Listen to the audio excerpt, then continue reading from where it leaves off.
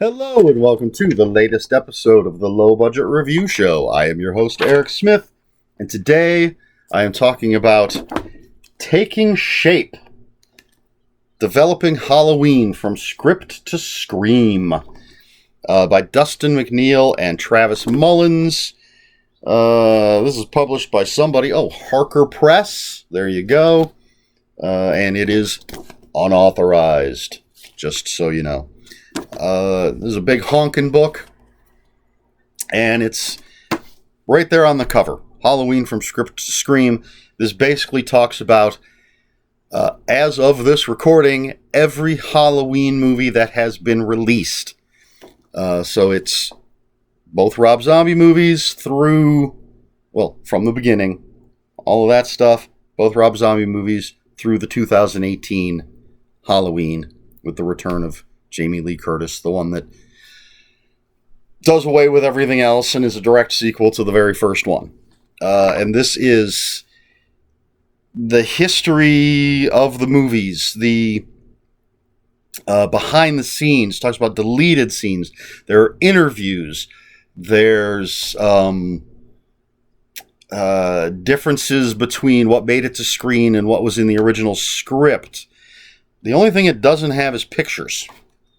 Or at least photos. There are let's see if I can find one of these and there's these little pictures here, little drawings interspersed. And for each movie, when we get to it, let's find, so Halloween 5, Revenge of Michael Myers, there's like the title page for that chapter, and you can see it's got some stuff. Let's find the one that I really want. Excuse me. Oh, that's disappointing. Halloween 3. So, alright, I gave this 5 out of 5. Halloween is not even my favorite horror movie franchise. Of the big three, I'm a Friday the 13th man myself. But this is just so informative, so interesting. If you like the Halloween movies, if you like behind the scenes stuff, if you want to peek at Hollywood, this was fascinating. It's broken. It just goes through the movies in order. Let's see.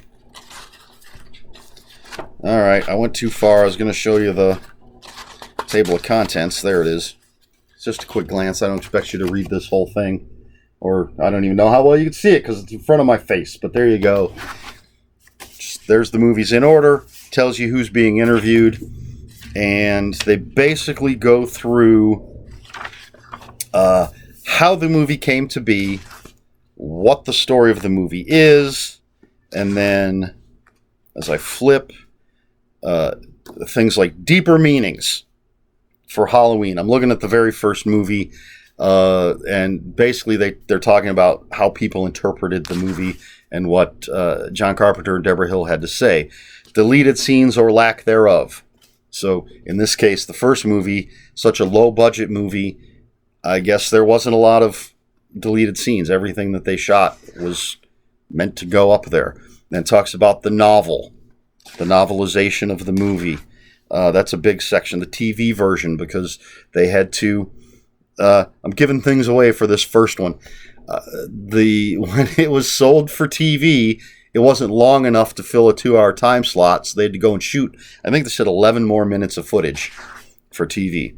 And then we have an interview with Richard Curtis, a.k.a. Curtis Richards, who is the author of the Halloween novelization.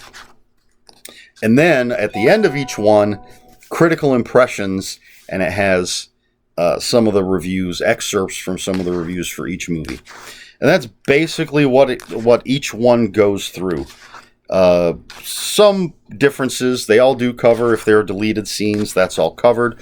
Alternate cuts. Again, differences between the script and what made it to the screen. But some of the most interesting stuff was that behind the scenes, the producers versus filmmakers, and how the ideas were developed and destroyed in some cases. And I love that there are interviews with directors, cinematographers, those kinds of folks, but also the fact that there are interviews with some of the people that wrote novelizations. As a huge reader, obviously, I wanted to see how that worked, how they talk about these things. Because especially in the first novelization, there are some huge things added to the story. It starts with a prologue in ancient Ireland. And there's plenty of huge differences that if you're ever lucky enough to find a copy of the novelization of Halloween, I say pick it up and read it. I'm still looking. I used to have one. I don't anymore. I've got to find one.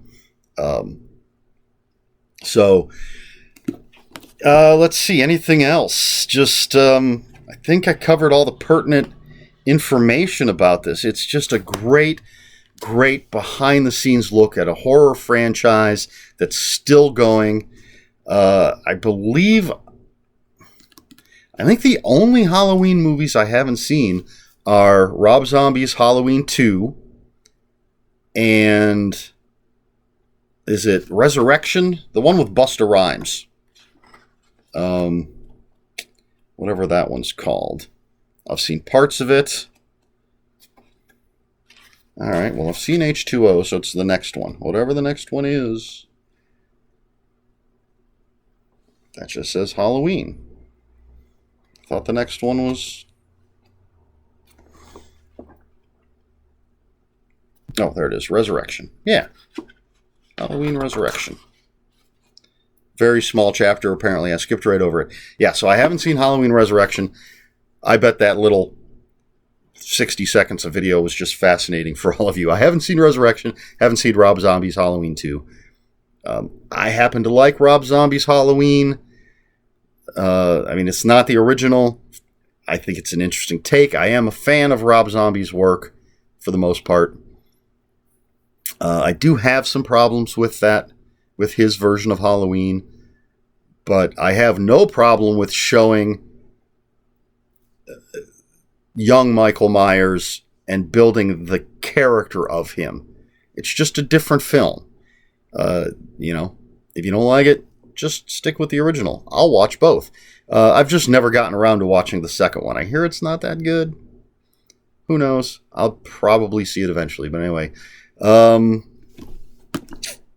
don't know that there's anything else specific I want to talk about. I love the coverage of Halloween 3. I'm one of those people. It's not a good movie, but I love it. I've got the Scream Factory special edition of Halloween 3.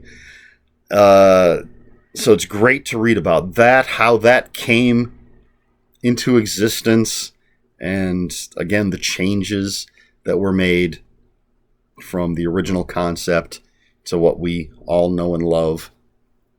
So there you go. It's not like I'm talking about the plot of a story or anything. This is a nice, fat, heavy nonfiction book. So again, if you're a fan of the franchise and interested in the behind the scenes stuff, this is absolutely fantastic. There's a sequel to this, Taking Shape 2, which is 600 pages, and apparently it's just all about all of the sequels that never got made, which hinted at in this one. I'm going to pick that one up eventually. It's by the same guys, and so I definitely want to read that. But I gave this, as I said, 5 out of 5. Highly recommended for those that have an interest in this sort of thing. I would love to see a book like this about Friday the 13th.